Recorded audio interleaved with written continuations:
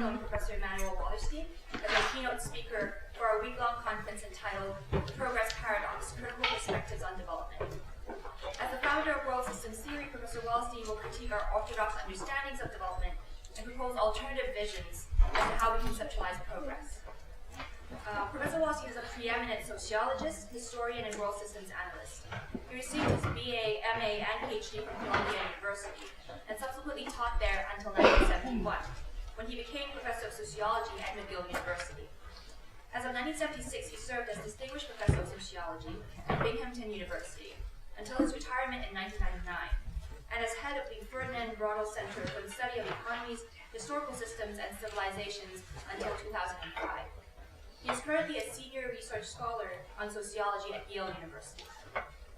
Professor Wallerstein's most important work, The Modern World System, has appeared in 4 volumes, with 2 planned volumes still forthcoming. In his words, I have argued that world systems analysis is not a theory, but a protest against neglected issues and deceptive epistemologies. It is a call for intellectual change, an intellectual task that is and still has to be a political task as well. Before I invite Professor Wallerstein to speak to us today on the topic crises and upsurge in movements, I would like to thank all of our sponsors for the conference, including the Rollover Fund Grant Committee, the President's Office, the Provost's Office, the Dean's Office, the Office of Multicultural Affairs, the Office of Gender Education, the Political Science Department, and the Latin American Studies Department. Our conference will feature panels and a documentary screening throughout this week, exploring issues ranging from the rise of the new economy to the myth of sustainability. With an endnote lecture next Monday, our Associate Professor Craig Borowak from Haverford on the solidarity economy in Philadelphia. Ultimately, this conference aims at fostering critical debate around taken for granted notions, such as the fight against poverty, nonprofit and governmental work in the so-called developing world, and international efforts at greening the economy, in order to collectively search for socially, culturally, and environmentally restorative alternatives. Let us welcome Professor Immanuel Wallerstein with a warm round of applause.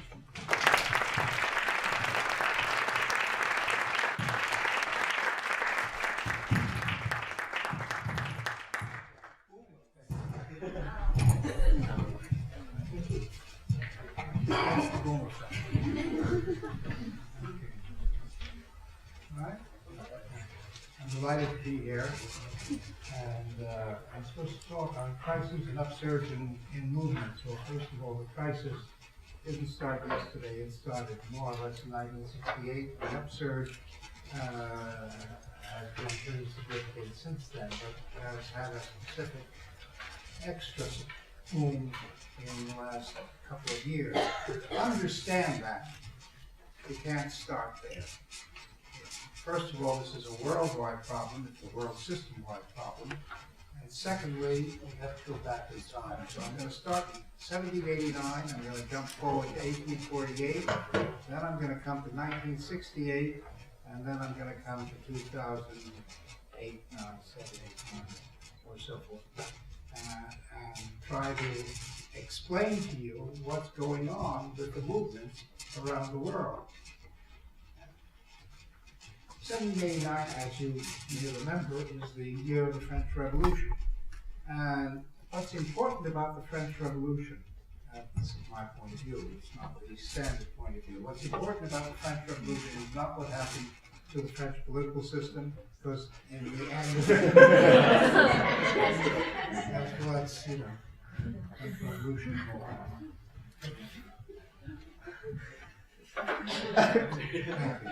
is not what happened to the political system.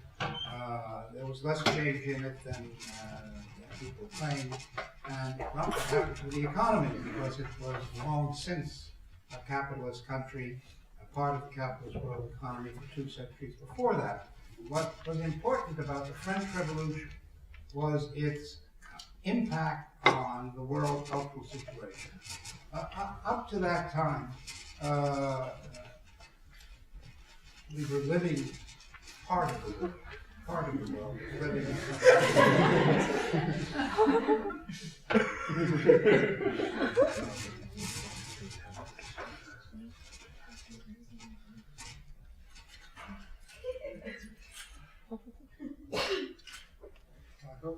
I hope people you send out to engage in solidarity activities have certain technical competence.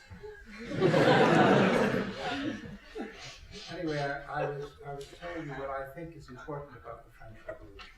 The French Revolution legitimated two points of view which had been there before, but not many people accepted. One point of view, one doctrine, was that change, political change, social change, is a normal phenomenon. It's not that people didn't think that change occurred before that, but they always thought of it as an abnormal phenomenon, and the restoration of the status quo ante was the normal thing. The very word revolution means coming back to the same place. Of course, we now use it in a totally different sense, but think about that. So we have but suddenly people accepted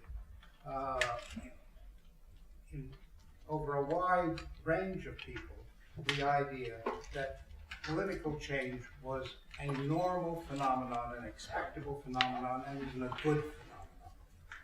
And the second thing that people accepted for the first time had to do with sovereignty. Sovereignty, you know, is a doctrine that got invented in the 16th century, and it has to do with control of an area vis-a-vis everybody who's inside the area and vis-a-vis everybody who's outside the area. And the original idea was that the sovereign was the monarch. And that's what we call absolute monarchies. They were claims by the monarch to incarnate sovereignty. And it was challenged by the aristocracy in various ways, and we get the creation of legislatures and a sharing of sovereignty. What suddenly happened with the French Revolution was the statement that sovereignty belongs to the people. The people are sovereign. Now, if you think about those two things, they're extremely radical. Because if change is a normal phenomenon and the people are the sovereign, therefore they can decide on what changes can be made, this menaces all those who are in authority and power. And the problem from that point on was how to contain this widespread acceptance right up to today of these two doctrines. And basically, the ideologies were invented as modes of containing this pair of doctrines. The original ideology, invented almost instantly, was conservatism. Burke writes immediately, de Maistre writes immediately, and what do they say? They say that, well, yes, things can change a little bit, but you have to take the weight of tradition, and you have to take the weight of established institutions and local institutions, and so forth and so on. This was the essence of the conservative doctrine as it was originally put forth. And against that emerged the concept of liberalism. And liberals said, basically, that no, change is the normal thing, and we should work towards change, towards progress. Progress was the great mantra. But of course it has to be done well, and it has to be done by people who are competent to do that. And these specialists will, bit by bit, use the state to reform a society. And then there were some people who called themselves various names at that time originally, but they were the radicals, who said, yes, we agree with the liberals, but indeed, we don't want it just in the hands of the specialists. We want it in a wider base and as fast as possible. Now, what happened in 1848, basically, was a flourishing, suddenly, of a new phenomenon. Because it's a world revolution, a world in the sense of the world system at that time. It was a world revolution in which two things happened. One, in France, notably in France, not only in France, but notably in France, we had a social revolution. It lasted exactly 4 months. but it was a social revolution. That is to say, there were people who suddenly were quite radical and who were trying to assert power in France and to begin to use it in what they thought of as a radical way. And this frightened the hell out of the liberals, who used to think of the radicals as simply a fringe element, and suddenly they came to terms with the conservatives about suppressing these radicals. So that was one major revolution, the social revolution, and at the same time, it was the springtime of the nations. That's what the historians call it, which was the upsurge of peoples who were dominated by other groups, the Hungarians, the Poles, the attempt to create, and Italy, the attempt to create and reform a Germany. All these were the springtime of the nations, and that too was suppressed. But notice suddenly we now have social movements for the first time, and of two varieties, both seeking equality. One, equality within a given state, the social revolution, and one, equality between states, and therefore the right to have your own state, not be oppressed by being within a larger unit which controls you. After 1848, there was a longish period in which the suppression was the main theme. But one thing that suddenly people noticed, I mean the intellectuals, but the politicians as well, they said, how come that of all the countries in Europe in 1848, the only one that didn't have something really going on in 1848 was England? Because England had had a long history, 15, 20 years of great rumbling, a Chartist movement, the attempt to have free trade, etc. And all of a sudden, in 1848, nothing happened. And this was a big surprise to everyone. And then people analyzed that and said, well, you know what went on? There were reforms earlier. In 1832, there was a reform of the mechanism of electing people, which extended the participation somewhat, a little bit. There was a sort of a series of, how shall we say, reforms that undermined the radical group that was behind them. And they said, that's very interesting.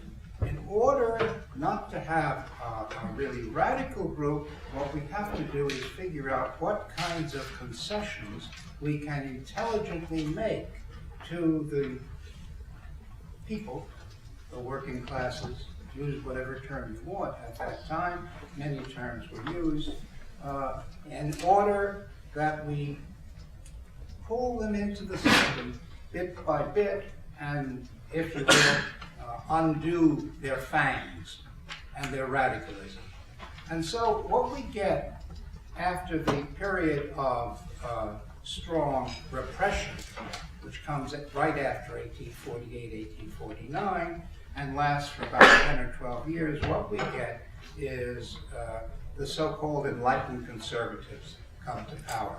That is to say, the Emperor Napoleon III changes his politics and his policies in the 1860s to expand the suffrage, to make various kinds of these reforms in Great Britain. Disraeli opts to, in 1867, to expand the suffrage considerably.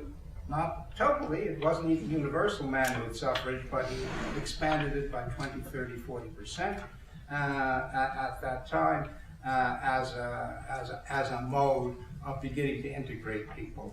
And then in Germany, this is basically the beginning of the concept of the welfare state under Bismarck. It's a little bit later, but it's the same thing that's happening.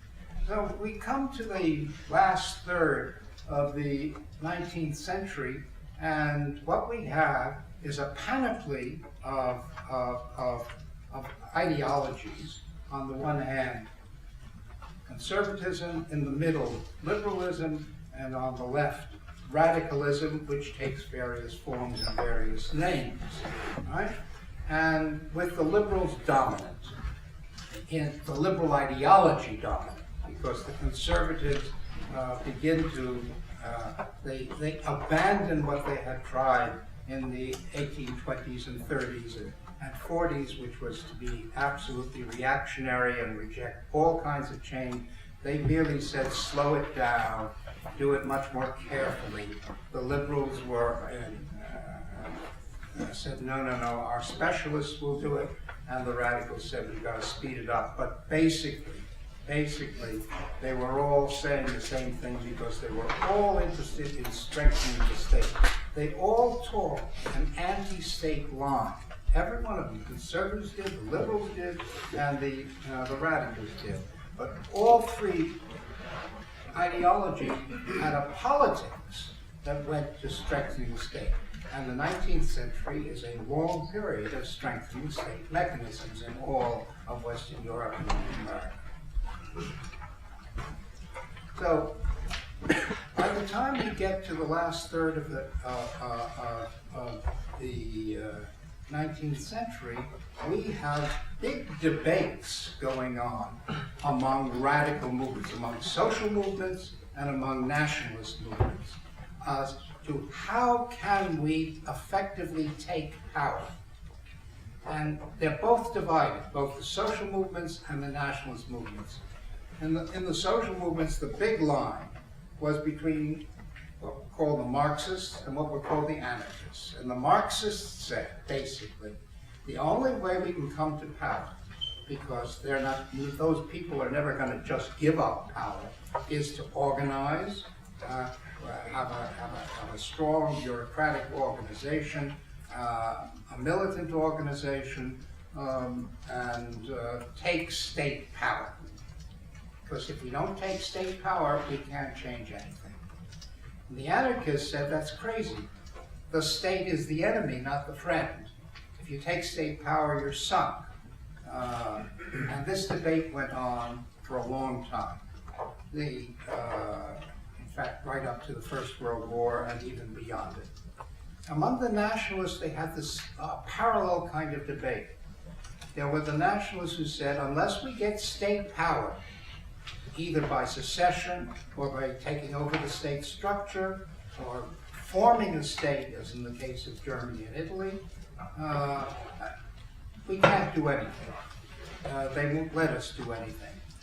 On the other hand, the cultural nationalists said, that's crazy, that's not what's important. What's important is changing mentalities, changing the culture, making people into Hungarians who are Hungarian, and who can read and write the language and so forth and so on. Okay? So the same debate was going on, and basically, if you look at the political history of it, what happens in the period between 1870 and 1914 is that the Marxists win out over the anarchists, and the political nationalists win out over the cultural nationalists, and we get the doctrine of the two-step theory, the two-stage theory. The way to effectively transform the world is A, acquire state power, B, then you can change the world. Okay? So the object becomes acquiring state power. Incidentally, the difference between social democrats and what are later called communists is not about this at all. They both say the two-stage policy. It's only how do you get to how do you acquire state power? And basically, the social democrats, the Bernstein argument, but even Kautsky accepted it, is that you get state power by voting yourself into power. Because if we get universal suffrage, universal male suffrage, any serious talk of female suffrage at that time. If you get the majority of if you get the entire working class with votes, then of course they have the majority of the population and they will vote socialism into reality. Well, of course, as we know historically, when they get the universal mandate suffrage, at least a third of the working class does not vote for the Social Democratic Party, but goes for conservative parties. That's a long story to explain, but the theory was that the way we get power is through voting ourselves into power. Lenin, Bolsheviks in Russia said that's absolutely crazy. There is nothing to vote in. We don't have a legislative system in Russia. The only way you can get into state power is by insurrection. And basically, notice, all that's happening here is that in those countries which have legislatures, you get social democrats beginning to say we have to come into government. The first thing is we have to participate in elections. That's the first decision. The second decision is we have to run candidates.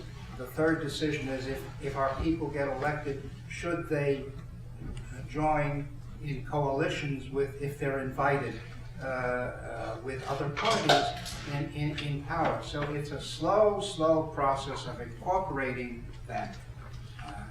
Now, what happens with the Bolsheviks, and I have to go fast on this, and you'll bear with me, but basically,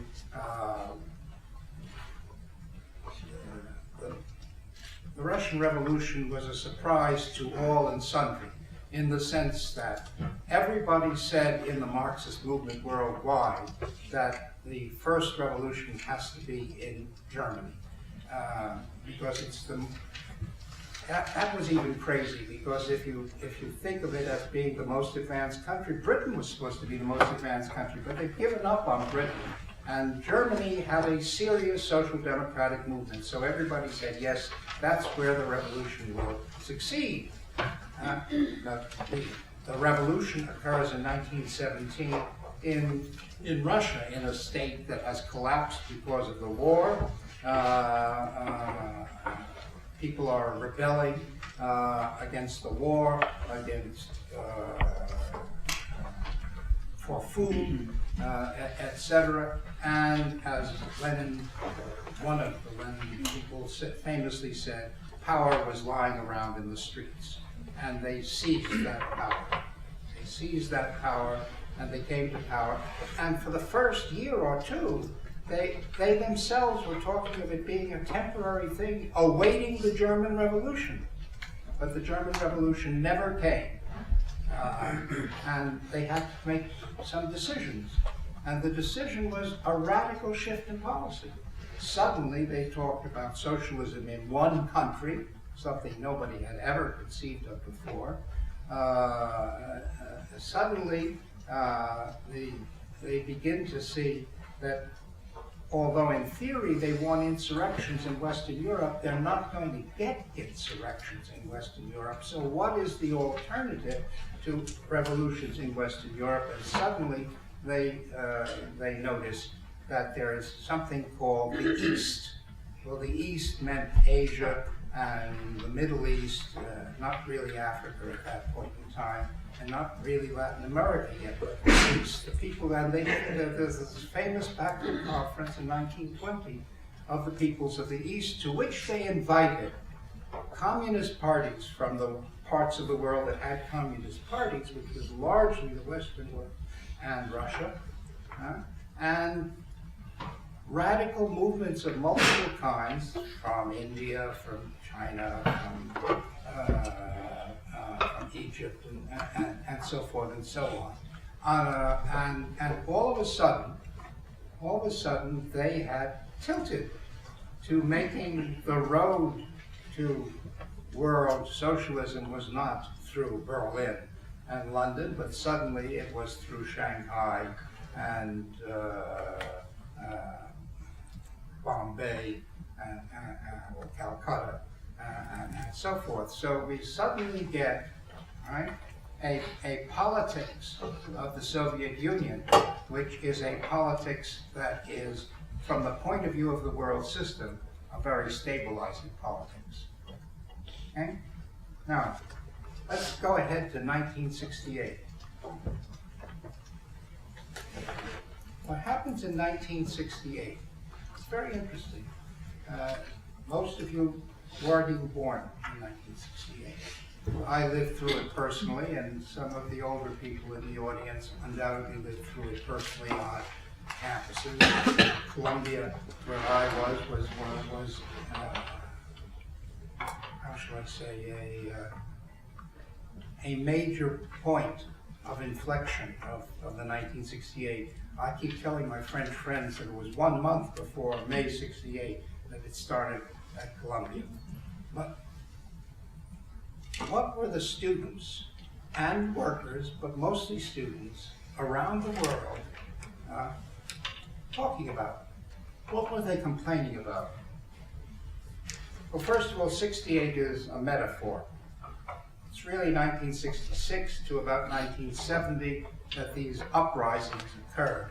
And they occurred, and that is the interesting thing. At that time, we talked of three worlds.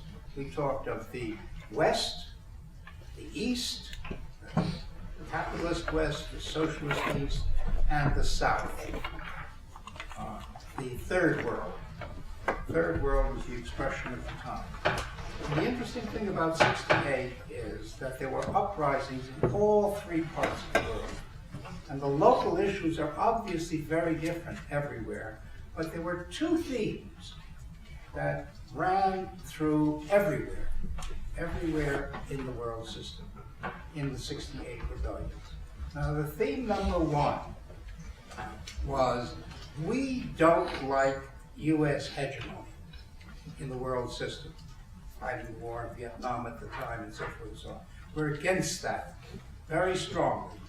And we don't like Soviet collusion with U.S. hegemony. Now, this theme gets expressed in different ways, but across the world. The Chinese actually, at the time, express it very clearly by their theory that there are only two groups. They're the two superpowers and everybody else. And the struggle is between the two superpowers, they say, and everyone else. This was the plague on both your houses, so that theme, of course, comes up in the United States. You just have to read the early statements of the Students for Democratic Society. The theme comes up in Western Europe. The theme comes up in Latin America and elsewhere. We don't like the U.S. hegemony, and we don't like Soviet collusion with it. That's theme number one. It's repeated. And the second has to do with what we call the old left. Now, who are the old left?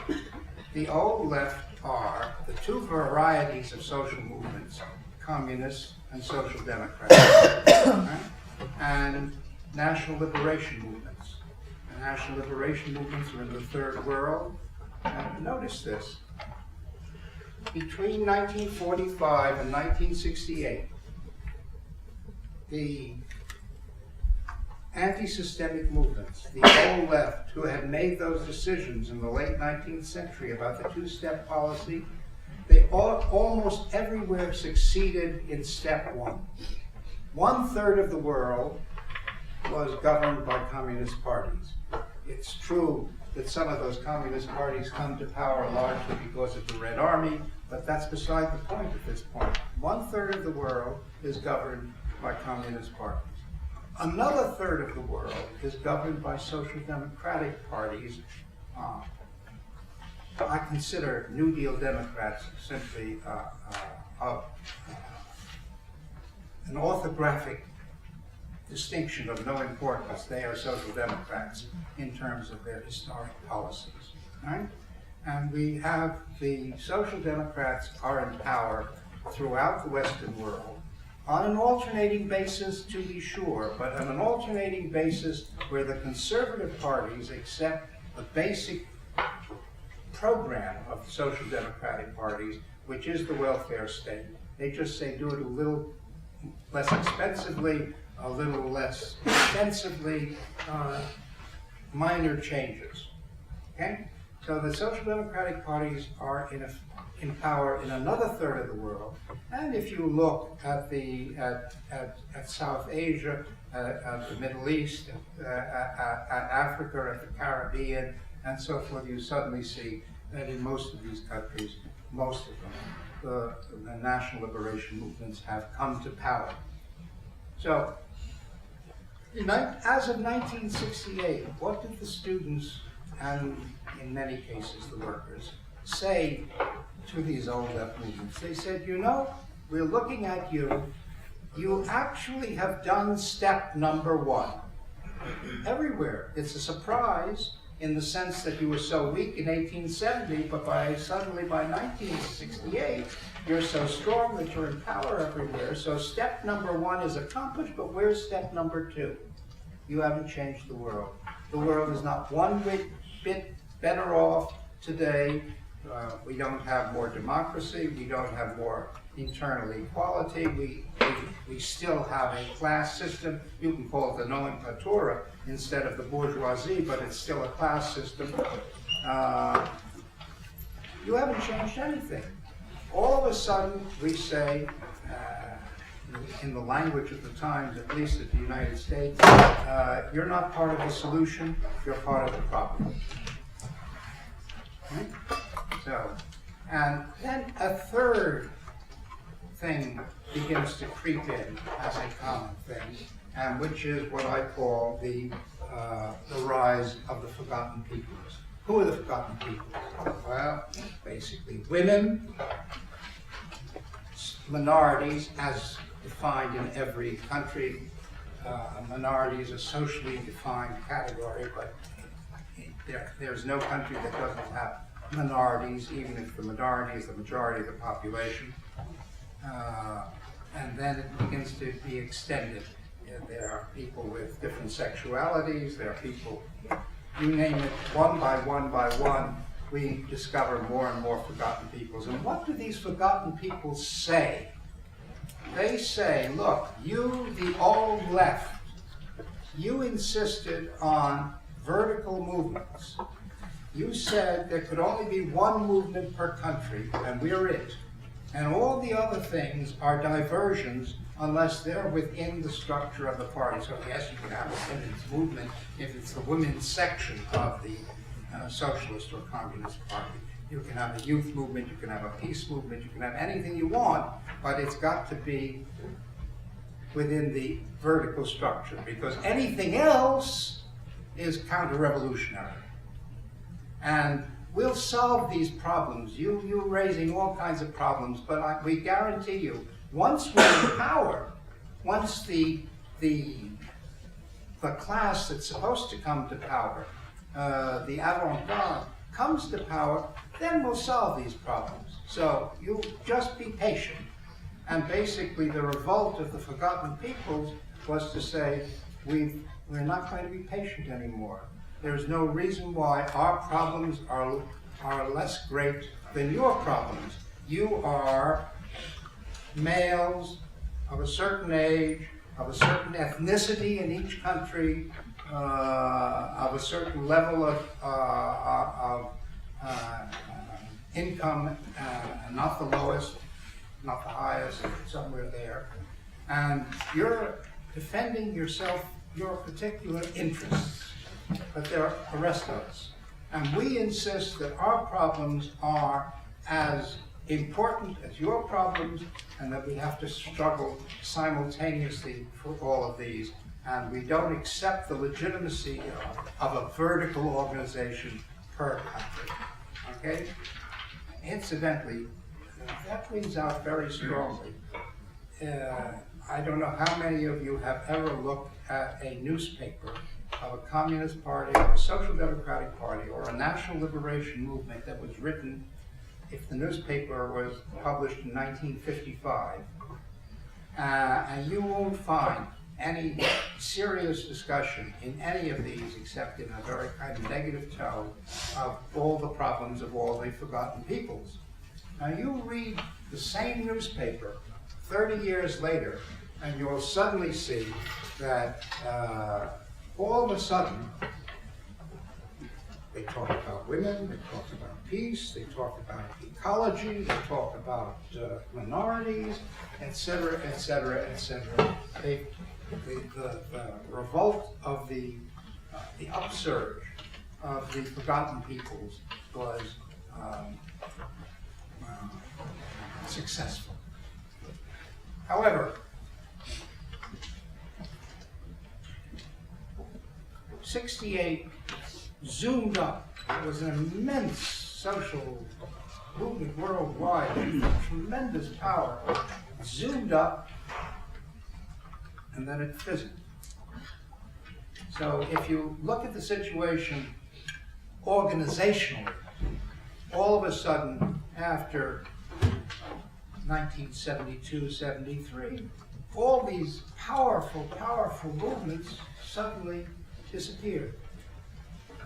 But there was an important residue, just as the French Revolution was not really about politics or economics, but about cultural change.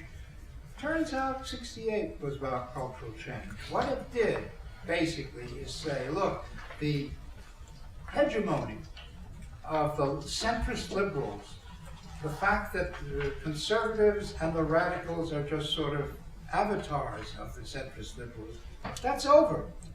It's just over. We no longer accept the legitimacy, the unique legitimacy of a centrist liberal position. Okay? So we are reasserting, said the conservatives and said the radicals, we are reasserting our rights to an independent, classical conservative, classical radical position. Well, it's not, classical doesn't mean it's the same one, but it means it's independent. I'll give you a very simple example. When I went to graduate school, college, all economists, all serious economists, were Keynesians. In the United States, they were all, right, which was a typical centrist liberal position. Milton Friedman was a joke. No one paid him the slightest bit of attention. Right? Now, after 68, all of a sudden, Milton Friedman, and therefore a whole school of thought, which we now call neoliberalism and so forth, doesn't matter what name we give it, all of a sudden not only is not a joke, but becomes the legitimate doctrine of mainstream economics departments. Most mainstream economics departments are today monetarist, marginalist, whatever name you want to give it, but descendants of or variants of the arguments of the Friedmanites, which in the 50s were considered a joke. So we have a sort of expression now of independence on the part of the conservatives and on the part of the liberals. We are moving back to a three ideology system. The liberals haven't disappeared. The centrist liberals are there. We have President Obama as a good example of a centrist liberal. Right? But they don't have the unique legitimacy that they had before 68. Okay. Now, if you look at what happens in the 70s and 80s, the attempts on the left to create new kinds of movements, the new left, right, which meant, for example, the Greens. Okay. Now, the Greens come along and they say, well, yes, we're a new left. We have different principles from the old left, et cetera, et cetera, et cetera. And what happens with the Greens? Within no time, in the country where they are politically strongest, which is Germany, they split. They split into which groups? The so-called Fundis and the the other one's called. Well, in any case, I've forgotten the name, but it's basically the same split that occurs that had occurred 50 or 75 years before in Social Democrats. It was between those who said, yes, we have to enter into government, we have to run our candidates, et cetera, we have to, et cetera, and the others who said, no, that's desperately bad, you're being co-opted and so forth. And of course, the realists win out, and the Green movement is what it is today, but it isn't remarkably strong, as the latest elections have been showing. The radicals in the 80s, 70s, 80s don't do well. The conservatives do very well, right? It has to do with the emergence of neoliberalism, of the Washington Consensus, of the pressure, pressure on, since you're interested in development, the pressure on countries to abandon what was everybody said was a good idea in the 50s and 60s, which was national development, internally motivated and internally structured, to a new policy of production for the outside, which meant that absolutely everything was that had been preached by the United States and by the Soviet Union in the 50s and 60s, and by the national liberation movements in the 50s and 60s about national development, all of a sudden became false. And all these countries were told there is no alternative, the famous statement of Mrs. Thatcher, there's no alternative to what? To opening your frontiers to the free movement of goods, one way. Free movement of capital, not the free movement of labor. Fire half your civil service, reduce the monetary expenditures on schooling and so forth and so on, and privatize industries or any productive enterprise that had been run as a nationalized institution, et cetera, et cetera, et cetera. And they were very, very successful. Country after country after country had its arm twisted in this way and yielded. And what happens is the last one that yields. The last one that yields is the Soviet Union. Right? Now,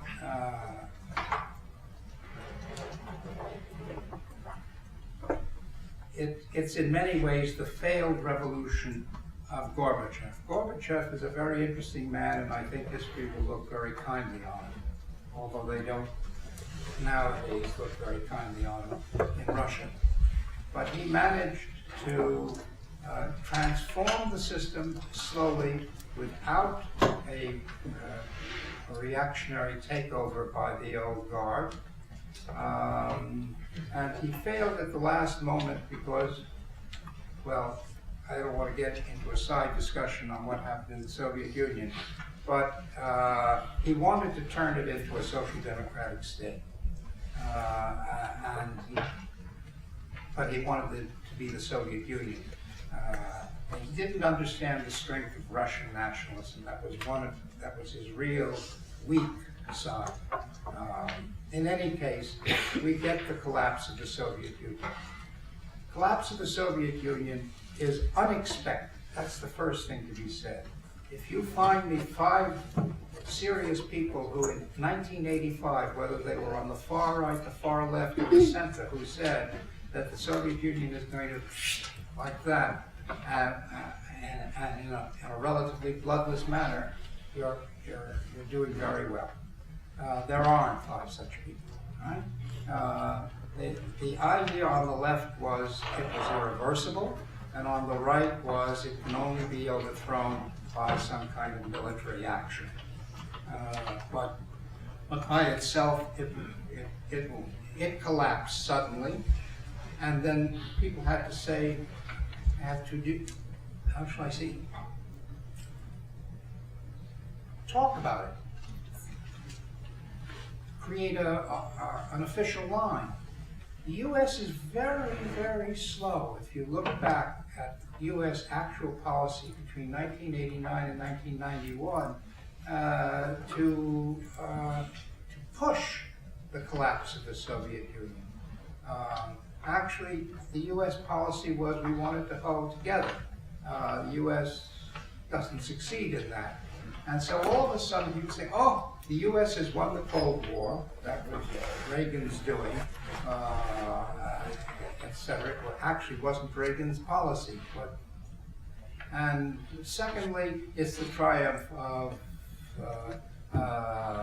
liberal democracy and so forth, which is now going to be eternally valued everywhere in the world. Well, so we get an official line that we won the Cold War. Actually, we lost the Cold War. We lost the Cold War because the point of the Cold War was not to win it or lose it, but to have it there as a permanent standing phenomenon. That's what made possible U.S.-Soviet collusion. Anyway, I don't want to get into the geopolitics of it because I want to concentrate on the movements. So all of a sudden, collapse of the Soviet Union. Enormous disorientation on the world left. People, how shall we say, they saw one defeat after another, but to have the Soviet, even if they didn't like the Soviet Union on the left, it was a shock that the Soviet Union simply wasn't there anymore. And for about 5 years, there was tremendous confusion and tremendous discomfort. And on the right, there was this sort of glowing, how shall I say, self-satisfaction, particularly within Russia. Interesting, I can give you a small anecdote. A friend of mine, a Frenchman, who had been very strong on democracy, human rights in the Soviet Union, pushing for that for years, goes to Russia in '92 or '3. He says, "My God, these people are going too far." And this is coming from someone, I won't give you his name, who is renowned for his strong anti-communist position. Okay, so we had this very strong push that way. And what happens?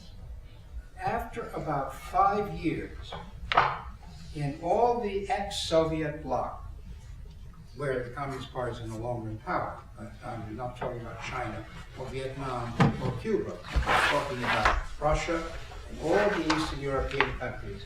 Within about 5 years, the former Communist Party, now wearing new clothes as a sort of right-wing social democratic party, comes to power. One country after another, Lithuania, Hungary, you name it, Bulgaria, one country after another, they come to power. Why? Because, in fact, the expectation of everybody when the transformation occurred was that we will suddenly all be wealthy like people in Western Europe. And far from being wealthy, their economies were in a mess. And all of a sudden, the magic of the '89 moment passes, and we now begin to get the counterattack from the left. Okay. So where does that counterattack begin, and in what form? I always date it as of January 1, 1994. I don't know whether that date means anything to you. But January 1, 1994 was two things. First, it was the date on which the North American Free Trade Association Act goes into effect in Mexico, the United States, and Canada, NAFTA. Okay? And it's the date of the uprising in Chiapas of the neo-Zapatistas who take out their meager arms and in San Cristobal take over the city hall and so forth. That lasts for 3 months. Right? The Zapatistas are a new phenomenon. Because what do they say? They say two things. First of all, it's no accident that they picked January 1, 1994 as the date of their uprising, because it was a protest against NAFTA. But we don't want power in the Mexican state. We are not an old left movement seeking power in the Mexican state. It doesn't interest us. What we want is the self-determination of our people, our ethnic group, our local people, locally. We want power back to the base, right? And how are we going to get that? Well, they tried negotiations with the Mexican government. Those negotiations, there's a long history of that. They finally all failed, fall down. But to this day, this is 2012, the Mexican army has felt restrained about using the fullness of its force to try to take over the areas that the Zapatistas actually control. But the Zapatistas also say something very interesting. They say, look, you know, first of all, we're not just trying to rectify 500 years of oppression of the people in Chiapas and so forth and so on. We're not just trying, it's not just our own interest. We're on the side of everybody who is fighting. All right? We're on the side of all the liberation movements across the world. We're on the side of all the women's movements. We're on the side of all the ecology movement. We're on the side. We're going to call an intergalactic conference here in Chiapas and invite people from all the rest of the world to come and see us and to work with us and create this vast network of movements across the world that will somehow transform society. Now, that's 1994. The next date you should bear in mind is 1999. Ring a bell to anybody? 1999? 1999 was Seattle. That maybe rings a bell. There was an attempt to create something called the World Trade Organization, that technically exists. And they were going to meet in Seattle in 1999, and they were going to enact at that meeting the rules which would, in effect, enact neoliberalism for the entire world, make it juridically based. Okay? We were going to pass a whole series of treaty obligations. And all of a sudden, and unexpectedly, they discovered a sort of popular movement outside the buildings. And the interesting thing about this popular movement, well, there's several interesting things. First of all, almost everybody in that movement in Seattle was American. There were some non-Americans there too, but basically it was an American group. And that's the first thing, a radical movement localized by Americans. And that the three American groups were there, three separate groups who had never collaborated before. One group were trade unionists. AFL-CIO was actually there. But in any case, trade unionists, right, who were objecting to exactly what they're still objecting to about all the neoliberal doctrines. The second group that was there were the ecologists, who were or environmentalists, who were objecting to what they always object to. But remember that the trade unions and the ecologists disagreed about a lot of things and had never collaborated before, still disagree about a lot of things. But the suddenly they worked together. And then there was a third group, small but very vital, who were anarchists. So this was a very extraordinary combination. But the most extraordinary thing is they won. They won completely. They closed down the meeting. The WTO never adopted these legal requirements, and they have been trying ever since. Every 2 years they meet again, and they try again, and it's dead. The whole WTO idea of enacting neoliberalism as a treaty binding all these countries died. And there's no way it's going to be revived. The WTO is a shell today. It's there, technically, but it doesn't have any real political meaning. So that's 1999. And now I move forward to 2001. Somewhere in the 1970s, something called the World Economic Forum at Davos was invented. It was part of a whole series of measures being used to unify establishment policies throughout the world. Basically, the Davos meeting, which is actually run as a business, that in itself is extraordinary, is attended by heads of corporations, press, politicians, celebrity figures, etc., etc., etc., right? Who come, pay an enormous amount just to be there. You and I could not afford to attend one of those meetings. And they meet every year. What do they do? Well, actually, they have lots of informal discussions among themselves. And they iron out differences. And in effect, it's a meeting ground of the more conservative forces in the world. And they've been meeting every year. And all of a sudden, some people decided we're going to sort of do a Seattle on them. We're going to surround them. And they tried this. But, Switzerland is a small country, it's mountainous, it's not so easy to do this.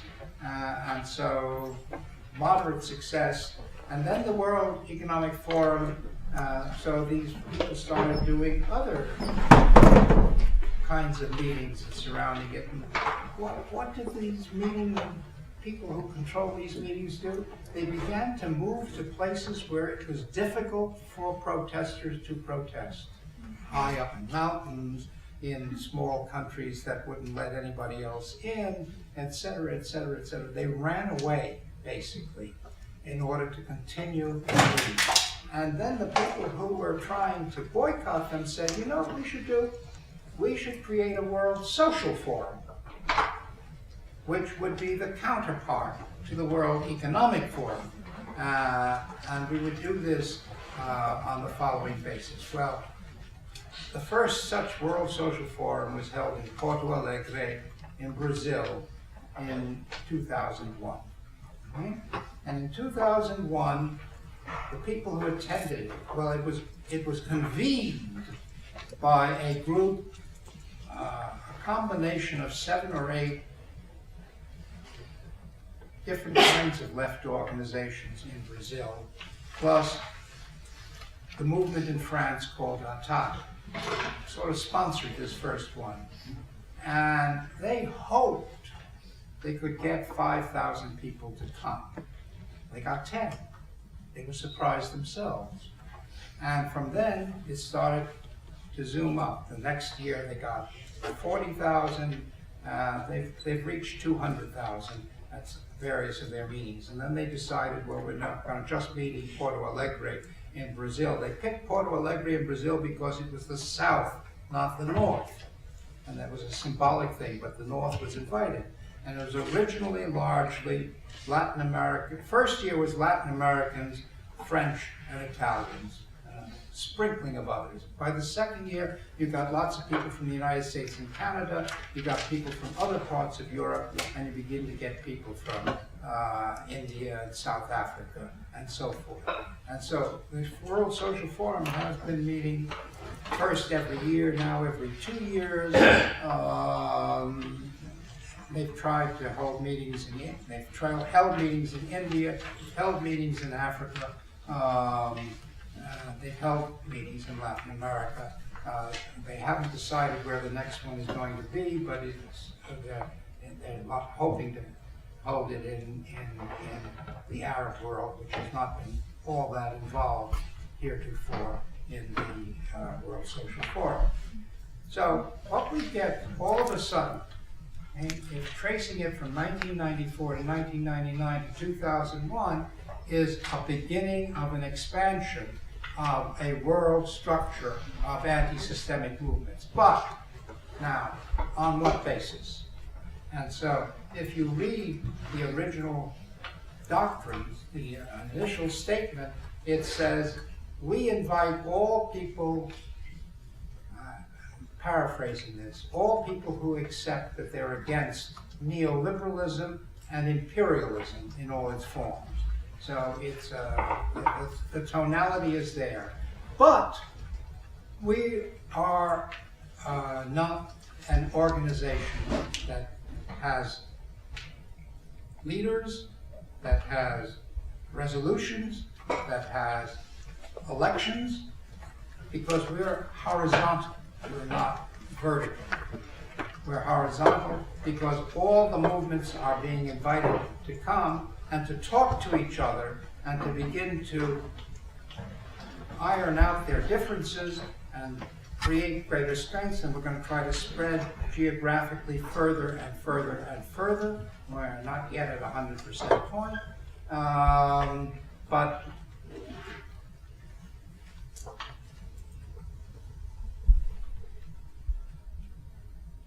we're horizontal. Now, all of a sudden, and this comes now to the divisions within the left, the world left, right? All of a sudden, we have a group within, not all of a sudden, because from the beginning, there's always been a group who've attended the World Social Forum who said what the Marxists said to the anarchists and the political nationalists said to the cultural nationalists: you won't make it unless you take state power, and for that you have to have some kind of more vertical organization. And we've got to have, and the horizontalists who have prevailed up to this point have said, if we do that, what we'll do is we'll narrow our base, we'll become sectarian, and we'll have the same fate as the old left. We don't want a new international. Okay? Now, development. That's a very interesting word because, as I say, in the 50s and 60s, everybody was for development. And all of a sudden, in the 70s and in the new line, the word development recedes into the background, and into the foreground is the word growth. Okay? And all of a sudden, we see new divisions on the left. If you look, the most striking case is Latin America. Latin America, for a whole series of reasons, in the first decade of the 21st century, elected left-of-center governments. I use the word vaguely, left of center, but they were definitely seen as left movements of various varieties, almost everywhere. Brazil, Argentina, in Venezuela, in Ecuador, in Peru, etc., etc., etc., etc. Okay? And at the same time, throughout Latin America, a forgotten people, the so-called indigenous movements, have been yelling and screaming about the fact that we don't, it's a crisis of civilization, we don't believe in growth, we believe in maintaining buen vivir, which means to live appropriately, to live well, to live rationally, to maintain our cultures, to maintain our civilization, and to maintain our ecology. Okay? In every single Latin American country which has a left government, there is now an ongoing struggle between the left government and these indigenous movements. That's true of Brazil, that's true of Argentina, that's true of Paraguay and Uruguay, that's true of Venezuela and Colombia, and Colombia is not a left government, but anyway, it's a little more left than it used to be. And Peru and Ecuador. And it's a ferocious battle. And it's true of Bolivia, which became the classic case of the indigenous populations coming to power with the election of the president of Bolivia. But even there, right, the same thing, because the governments say, what the governments say is, we are poor countries. If we do not grow, there's nothing to redistribute to anybody. So we have to come to terms with mining companies, with this and with that, and allow areas which were forests or other things, but have valuable things beneath the soil, to be developed. And the indigenous movements say that's exactly what the old reactionary governments used to say. Your policies, in effect, are no more to the left than the old right-wing governments that you replaced. And you are trying to destroy what we have and what we wish to build and what we wish to assert. To which point the governments say, you see, you are reactionaries. You're serving the interests of the United States and the right-wing forces within our country who want to overthrow the left-wing governments, and they're at each other's like that. Okay? So, where does that leave us? Well, I promised you 2008 plus. Let me just talk briefly about that. 2008, 7, 8, 9 was the so-called crisis. But it wasn't the so-called crisis. The crisis has been going on since the 70s. It's simply the last of a series of bumps in the world stagnation through which we've been going. But people suddenly got caught up sharply because it took such a strong form in the United States and then in Western Europe. And suddenly people say, oh my goodness, there is an economic crisis. We have to do something about it. And of course, what do we have to do about it? We have to somehow figure out the way to grow.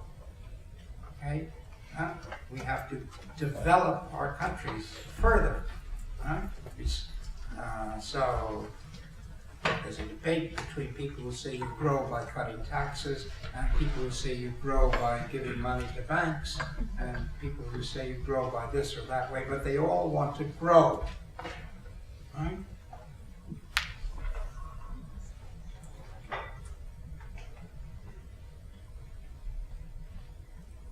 The World Social Forum people, the reaction to the growing, of course, has been really hardship, enormous hardship on large portions of the population within the traditionally wealthiest countries.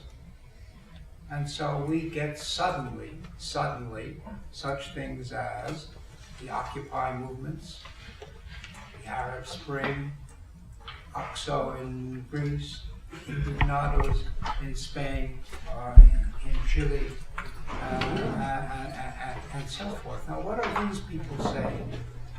These people are saying, you are ignoring the fact that there's an enormous polarization in the world, and you're off our backs, We are the 99%.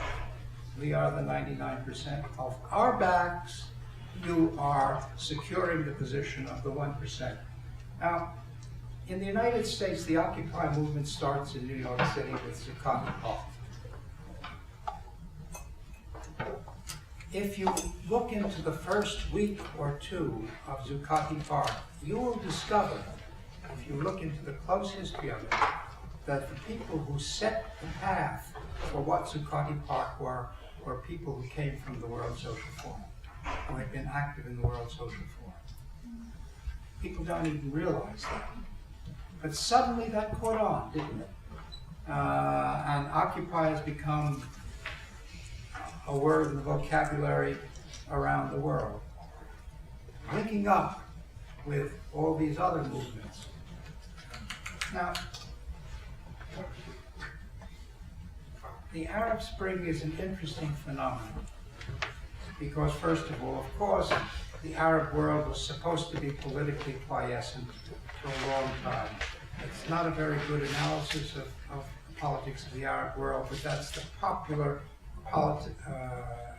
expression in the world's press. And all of a sudden, we had, first in Tunisia, then in Egypt, this massive uprising against cruel, despotic, corrupt dictator who had been lavishly supported by France, by Britain, by the United States, and so forth and so on. And people rebelled against that, okay, and overthrew it. Now, what do conservative forces do when they see an anti-systemic movement that is the spirit of 1968, which it was in the beginning? Well, Egypt is a very good example of what they do. There are two things you can do. You can hit the people over the head hard, and that's in a number of countries that's being done.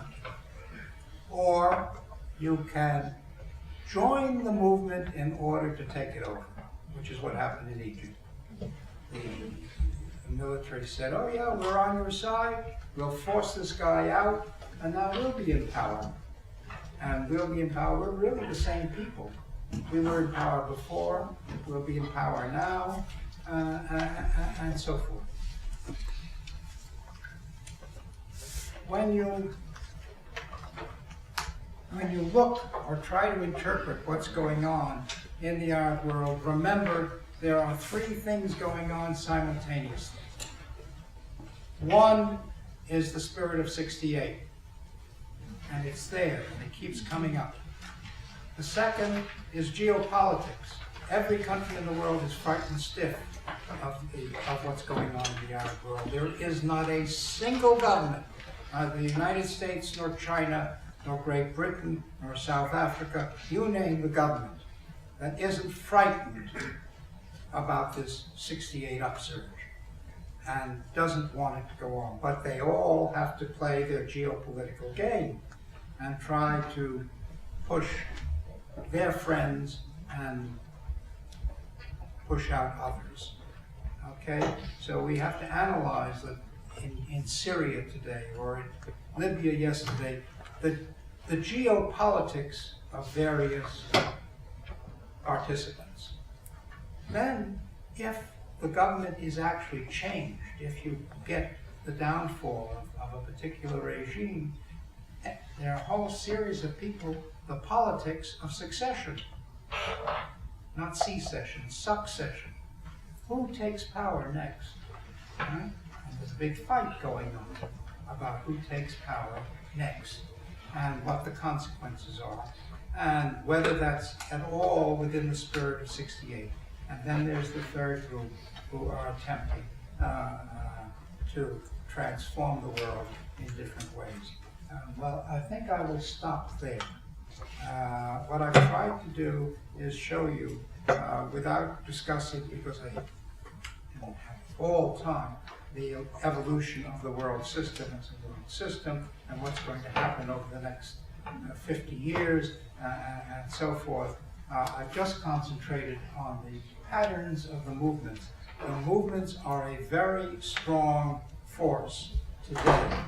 They are a force who are questioning what development means, and whether development means growth or a relatively more democratic and relatively more egalitarian world, and how you get there.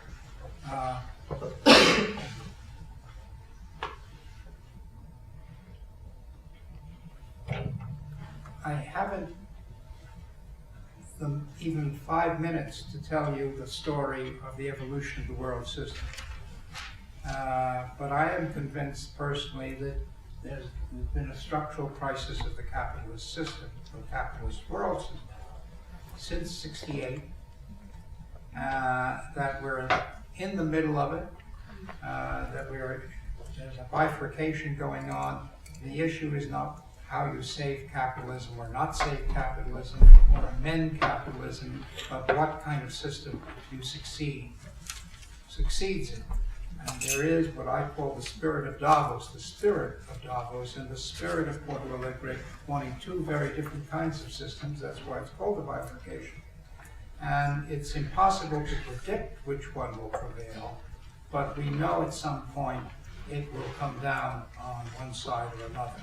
The movements are the key element in the spirit of Porto Alegre. I'll stop there.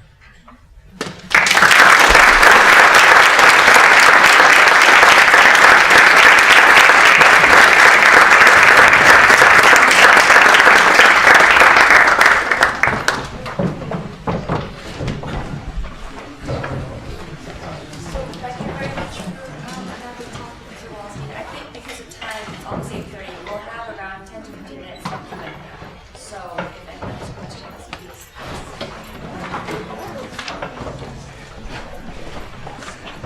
Are you going to recognize people and ask questions?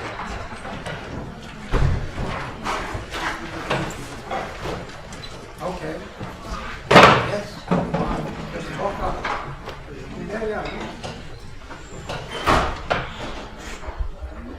Yeah. I recognize you.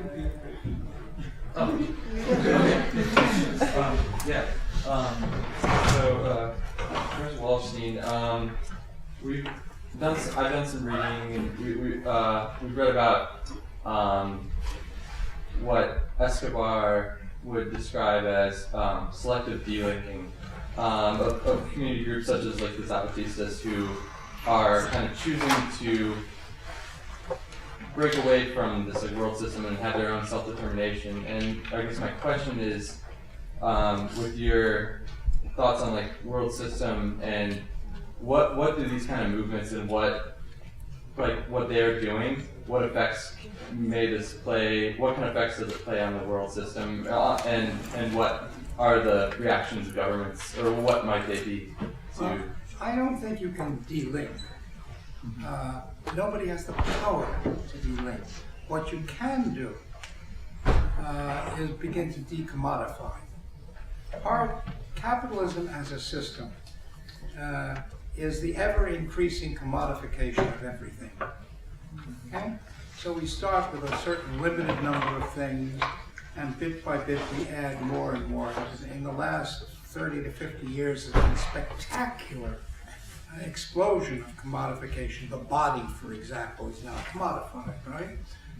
You can sell organs, you can have the multiple ways of conceiving children is astonishing, and so forth. It's all a process of the commodification of the body, commodifying water all over the place, and so forth. And the general argument about commodification that is made by those who want to commodify is it's more efficient, etc. Well, it turns out it isn't more efficient, but that's beside the point. Two institutions which have existed for the last 500 years at least, or run as non-commodified institutions, are now being commodified. Universities and hospitals, right? Or medical institutions of all kinds. If you look at how they have been structured historically, they are what we call, in the language of United States nonprofit institutions. Harvard doesn't seek to make a profit. Harvard seeks to maintain itself, but there are no stockholders and so forth. Similarly, hospitals have been run. There's no evidence whatsoever that it's inefficient to be a non-commodified university, or it's inefficient to be a non-commodified hospital. But in the last 50 years, we have seen this incredible expansion of commodified universities and commodified hospital systems, and it's continuing. I could spend some time showing you how more and more all universities are being commodified in one way or another. But it undoes the argument of efficiency. Now, let's take that now and think about it the other way. If you could you can motivate people to run a university, even if it's not a profit-making institution. And you can motivate people to run an excellent hospital system, even if it's a non-profit. Why could you not motivate people to run a steel factory in this way? Do we know that you can't run a non-commodified steel factory in which people produce steel in order to meet the market, but not in order for anybody to make profit out of it? The money would go back into the steel factory. At a point in historical time where steel factories and all sorts of other things are being closed down because they are not profitable, one of the possibilities that you, at a social level, that you could think of was decommodifying them. Okay? That isn't delinking, because they'd still be constrained by the exigencies of the world market. But it's a question of what would motivate people who are in positions of responsibility in these organizations to do well. And it would maybe clarify the kinds of institutions one might have in after 2050, when we're in a new system, if the forces of Porto Alegre win out, which we incidentally can't be sure of. One of the clearest things that complexity science teaches us is it's absolutely impossible to predict who wins out in a bifurcation, right? But it's absolutely certain that the old system is dead, and one side or the other will win out. So I often,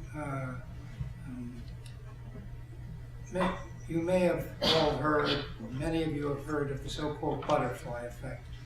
Does that ring a bell, the butterfly effect? Yes, okay.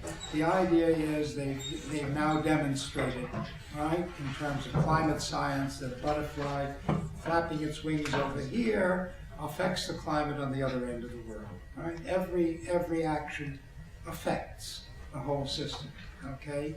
So I say that one of the ways to think of it is that we are all little butterflies, acting every nanosecond, in every nano structure, or every nano place, one way or the other. And if enough of us act in this way rather than in that way, we tilt the thing such that because that's what happens in a bifurcation, it gets tilted at some point definitively in one direction or the other, and then you have a new system. So I say 50-50. Yeah? 50-50 is a lot.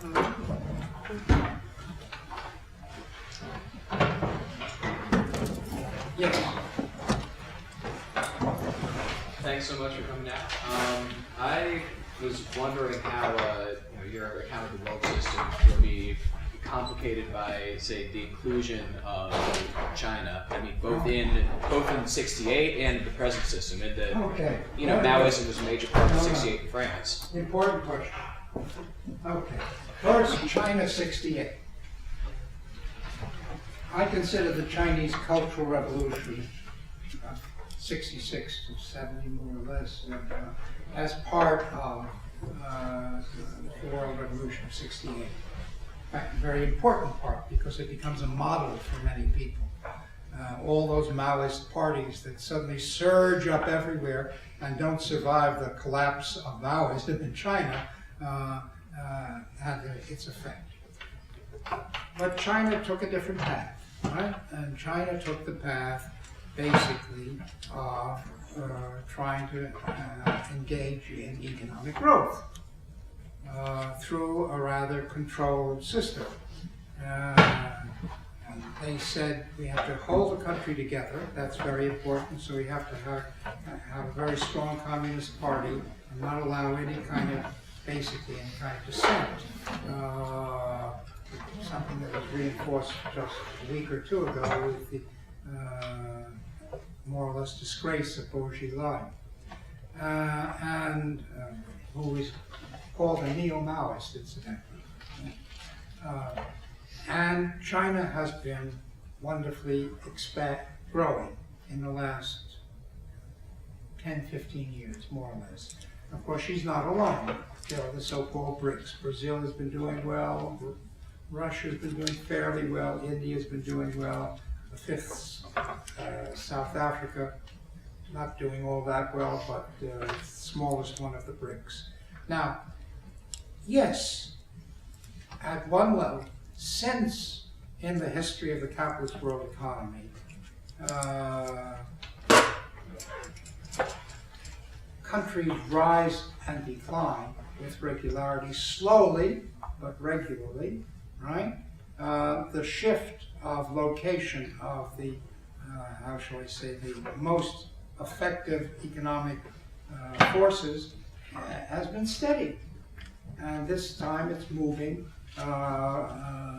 It moved from the United Provinces, which we now call the Netherlands, more or less, to Britain, to the United States, and it seems to be moving to Japan and then to China and so forth. Okay, and then maybe also to India. I don't think this is a solution to capitalism. This is the normal thing that's happening within capitalism, but it's not solving their problem because it's making it actually worse. Capitalism as a system depends on the ability to move surplus value very heavily from 80% of the world's population to the other 20%, who I break down to the 1% and the 19%. I had those figures long before we talked to the 1%. Right? I always said there's 1%. These are, of course, mythical figures in the sense nobody has the real statistics, but there's a 1% who are really getting a large portion of the surplus value. There's 19% who are sharing significantly in it or improving their position. And there are 80% who are being basically getting worse and worse as time goes on. Now, that assumes, right? And the second thing to say is from 1500 to 1950 or 1970, these percentages remain roughly the same. The problem with the growth of China and India is it's too many people. And trying to move something to cover 19% of their population, right, means that worldwide what we're doing is thinning out the distribution of the surplus value. And it becomes, it adds to the fact that you can't reproduce the situation of the endless accumulation of capitalism. So, and we see the BRICS are already beginning to get into trouble with their growth. I think we'll see some strikingly difficult things in the few years ahead. So, I mean, I also don't think China can even think of doing it alone. It has to come to terms with Japan and Korea. I've written on that. So I think of it as Northeast Asia as a locus of strength, and it is a locus of strength, but it's not saving capitalism, it's undermining it because it's a locus of strength. So I guess because of time, probably we'll take one more question if there are any. Mr. Wallerstein, you spoke about people like Friedman being taken as jokes. Sorry, try that again. Yeah, you mentioned that Milton Friedman was taken as a joke when he started off with his neoliberalism policies. I was wondering how exactly did his views become sort of adopted by even large institutions like IMF and World Bank, and then from there they evolved into views of like asset and privatization and SAPs in periphery countries. Well, And has that been a good thing? If you think? yeah. You know, out of the 1970s, I haven't begun to talk about the fact that one of the regular cycles of capitalism, or what I call Kondratia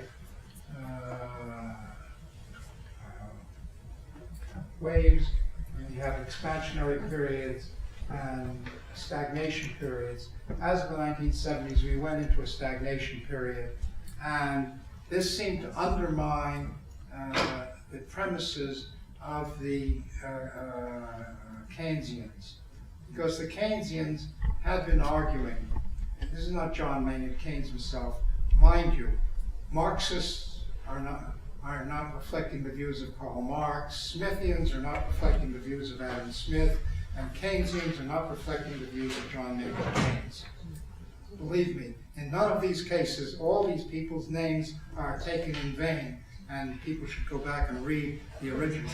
But let's talk about the Keynesians. The Keynesians in the 50s and 60s were arguing we've solved the problem of capitalism, and there's going to be indefinite upward growth, and the government will come in and adjust a few things here and there.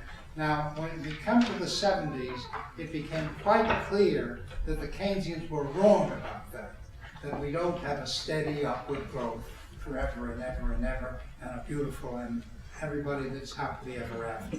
Okay?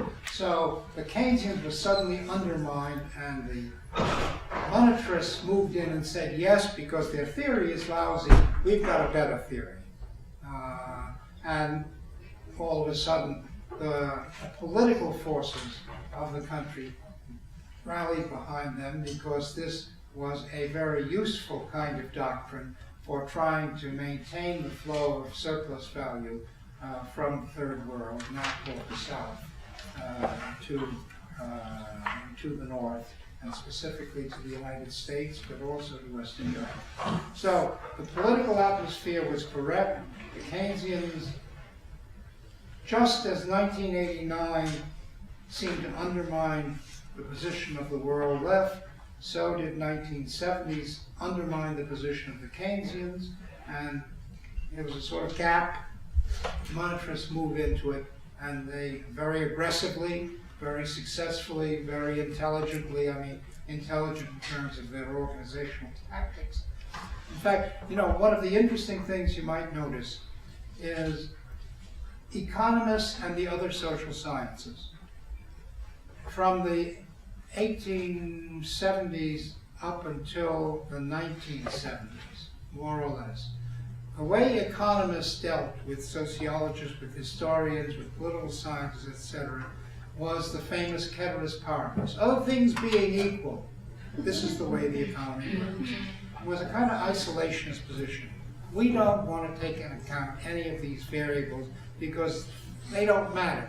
If you hold all them constant, here are the rules of the economy. As of the 70s, with the rise of the monetarists, they changed their political tactic. Instead of saying, we are isolationists and we ignore what you do, they said, we'll take you over. We'll take over political science, we'll take over sociology, we'll show you, Gary Becker says, I can explain the family better than sociologists can explain the family. All I have to do is use monetarist doctrines and prove to you how families operate. So all of a sudden, and they succeed with political science largely.